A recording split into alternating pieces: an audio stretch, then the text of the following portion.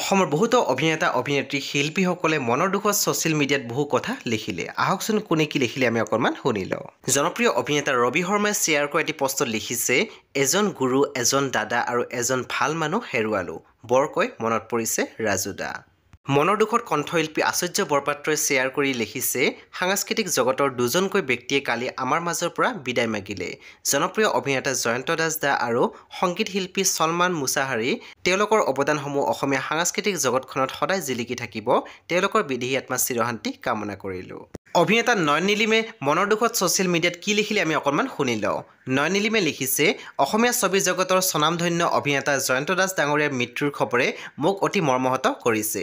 তেখেতৰ সৈতে ডেমফুলৰ কোম্পানী চাকৰি নামৰ সংগীতধৰ্মী ছবিৰ সৈতে জড়িত হৈ এক অনন্য সুখানুভূতি লাভ কৰিছিলোঁ। তেখেতৰ প্ৰতি মোৰ সশ্ৰদ্ধ সেৱা আগবঢ়ালোঁ। তেখেতৰ আত্মাই পৰম শান্তি লাভ কৰক, এই প্ৰাৰ্থনা জনাইছোঁ।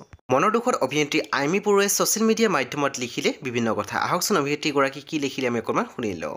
আইমী বৰুৱাই শ্বেয়াৰ কৰি লিখিছে, বিশিষ্ট অভিনেতা জয়ন্ত দাস ডাঙৰীয়াৰ বিয়োগৰ খবৰে মৰ্মাহত কৰিলে। বৰ অসহনীয় এই খবৰ।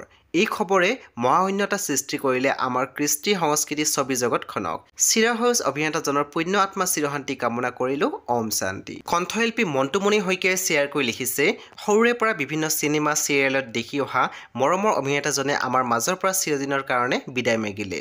আমি পুনৰ এজন বিশিষ্ট অভিনেতাক হেৰুৱালোঁ। চিৰবিদায় দাদা। আপোনাৰ আত্মাৰ চিৰশান্তি কামনা কৰিলোঁ। অভিনেত্ৰী প্ৰস্তুতি পৰাশৰে মনৰ দুখত লিখিছে, বিশিষ্ট অভিনেতা জয়ন্ত দাস দাৰ বিয়োগৰ খবৰটোৱে মনটো গধুৰ কৰি তুলিছে। তেখেতৰ আত্মাই চিৰশান্তি লাভ কৰক, ওম শান্তি। অভিনেত্ৰী অমৃতা গগৈ শ্বেয়াৰ কৰা পষ্টত লিখিছে, আপুনি নেদেখাজনৰ ওচৰত কুশলে থাকক ৰাজু দা। বৰ লৰালৰি কৰিলে, আপোনাৰ প্ৰস্থান আমাৰ বাবে অপূৰণীয় ক্ষতি। কণ্ঠশিল্পী বৰ্ণালী কলিতাই লিখিছে, জনপ্ৰিয় অভিনেতা জয়ন্ত দাস ককাইদেউৰ অকাল বিয়োগত মৰ্মাহত হ'লোঁ। শক্তিশালী অভিনয়েৰে অসমবাসীৰ হৃদয়ত এক বিশেষ আসন দখল কৰা আমাৰ মৰমৰ জয়ন্ত দাৰ বিয়োগ ৰাজ্যৰ সাংস্কৃতিক ক্ষেত্ৰৰ লগতে সমাজ জীৱনলৈ অপূৰণীয় ক্ষতি। তেখেতৰ বিদেহী আত্মা চিৰশান্তিৰ অৰ্থে ঈশ্বৰৰ ওচৰত প্ৰাৰ্থনা জনাইছোঁ, ওম শান্তি। অভিনেতা দেৱাশিষ বৰঠাকুৰে শ্বেয়াৰ কৰি এটি খুবেই ভাল কথা লিখিলে ছ'চিয়েল মিডিয়াত। তেখেতে লিখিছে, উজান বজাৰত ৰাজু দাৰ এভাগ প্ৰতিমূৰ্তি হওক। বাৰু এই কথাষাৰ আপোনালোকৰ মাজৰ কোনে কোনে সন্মতি দিয়ে আমাক জনাবলৈ নাপাহৰিব।